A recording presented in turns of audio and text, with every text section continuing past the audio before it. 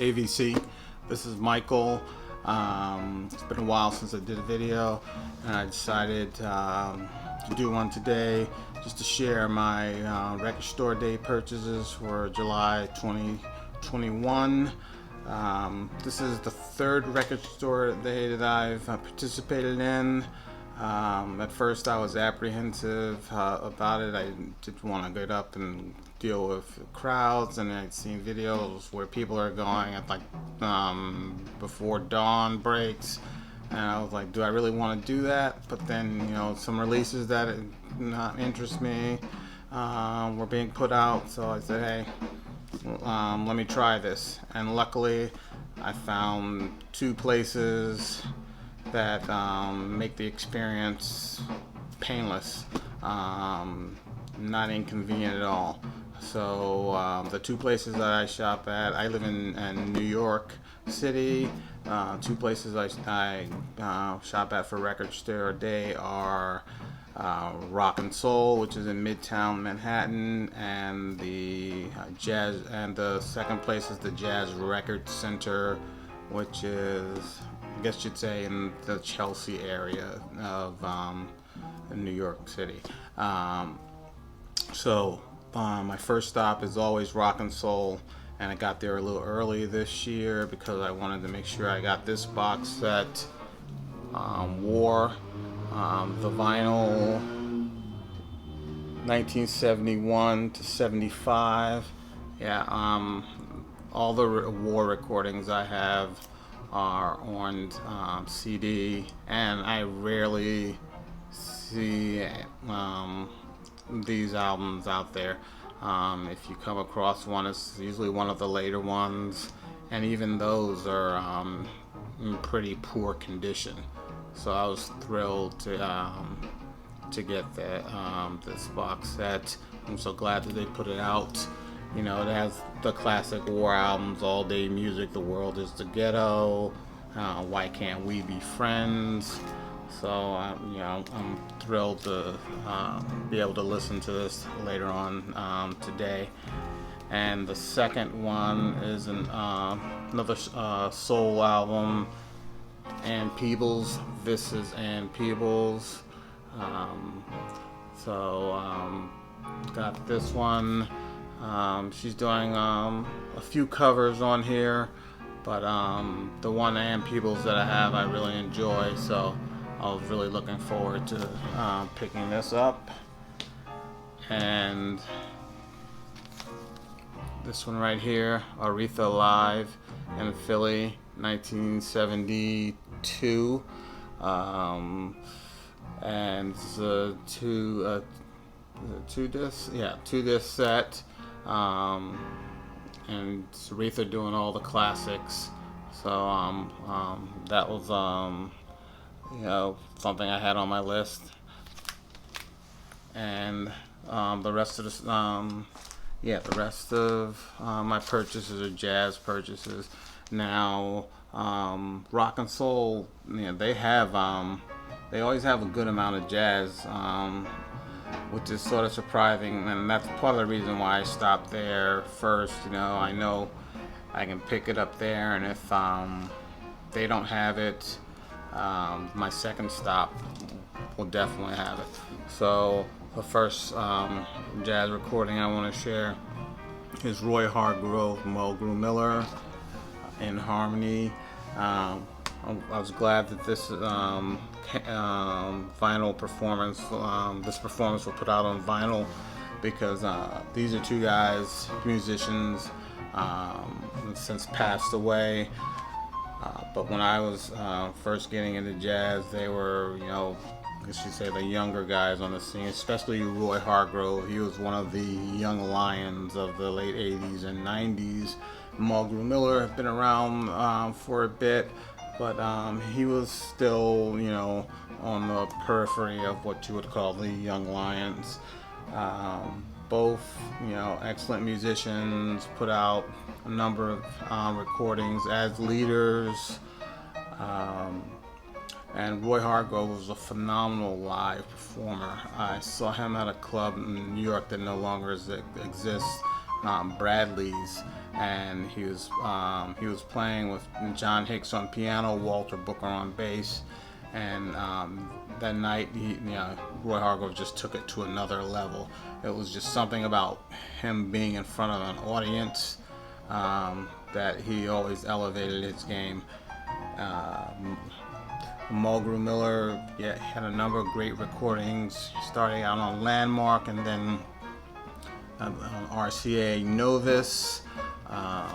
Just one that off the top of my head that stands out. It was only done on CD, but this one here, it's called Hand in Hand, and the lineup is phenomenal. It's Mulgrew Miller, Eddie Henderson trumpet, flugelhorn, Kenny Garrett alto and soprano, Joe Henderson tenor, Steve Nelson vibes, Christian McBride bass, Lewis Nash drums. An outstanding recording.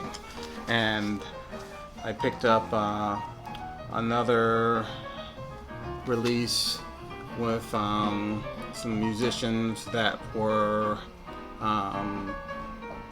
starting out their careers when I started listening to jazz. This is called Consenting Adults, MTB, Meldau, Turner, Bernstein, Brad Meldau, Mark Turner, Peter Bernstein, and then you have Larry Grenadier on bass and Leon Parker on drums. And Brad Meldau and Mark Turner would go on to record for Warner Brothers, and I believe Brad Meldau records for None Such Now, which is I think a subsidiary of Warner Brothers. But this came out. This was recorded, and then I guess it sat in the can for a while, and then in '94, I believe it was released. Because I have this on CD, and Mark Turner, he is the he's the saxophone player that other sax players listen to. He's just phenomenal. I have everything he's released as a leader, and he's a great player. Not much on vinyl, all on CD. But if you get a chance, you should check out Mark Turner, Brad Meldau.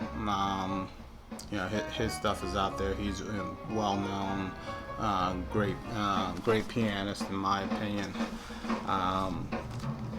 So after those were my purchases from Rock and Soul, then I went to the Jazz Record Center, and the great thing about the Jazz Record Center is they open at 10 o'clock. You get there, there's never a line. The only time that there was a line, you can't call it a line. Only time when I've gone there around the time it opens, where I wasn't the only person out there, was the first time I did Record Store Day.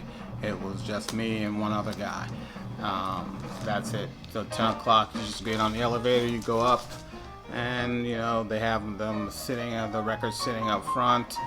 Tell them what you want, and you're good to go, or you can just browse. And it's a great place to browse. So the first thing I have from the Jazz Record Center is the Bill Evans Behind the Dikes. This is the Netherlands recordings. I guess this is the first official release of this recording. At first, when they stated that they were going to release another Bill Evans, I was like, not really interested. But then I purchased the Kraft release that was just out, the Bill Evans Trio, and that was really, really good. And it got me out of that mindset that I have all the Evans that I need. So I decided to purchase this, and so And I know that the recording quality on this is supposed to be much better than the last Record Store Day Evans release, which are a lot of complaints. The one from live at Ronnie Scott's, there were a lot of complaints about the sound quality on that. And then I also picked up, and this was my number one jazz choice that I was looking for Record Store Day. The Roy Brooks Understanding, great lineup. Woody Shaw, Carlos Garnett, Harold Mabern, late Harold Mabern, Cecil McBee.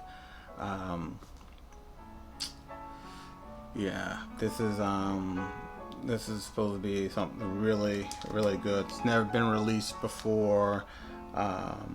Another 1970 live recording from I believe done by the Left Bank Jazz Society.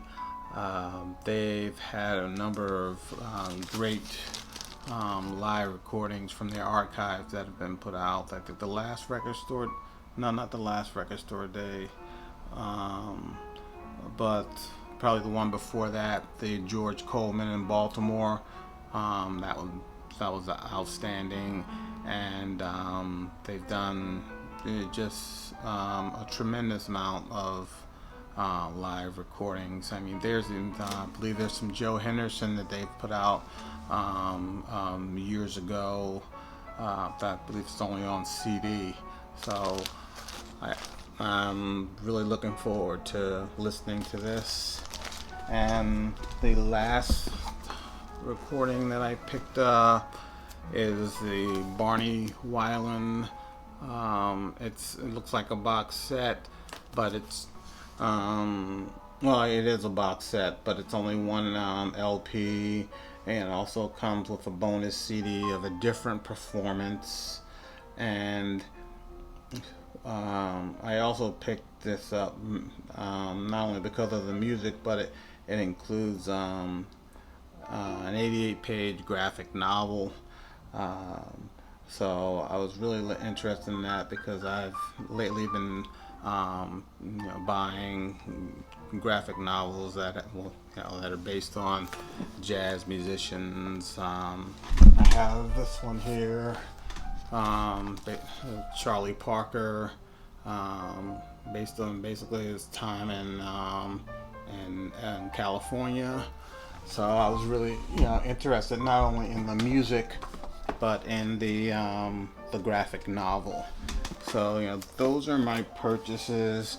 Like I said, it was a relatively painless. It was painless, no hassle. I was done by 10:40, and an hour later I was home. And while I was at Rock and Soul, while we were waiting, they even came out and gave, before the store opened, they gave out free T-shirts. So, it was a successful Record Store Day. I hope it continues to be hassle-free for me in the future. So I'll be back with some more videos. I've got one coming up soon, I believe. I'm going to do something on the new Mingus reissue. So take care, VC. Until next time, peace.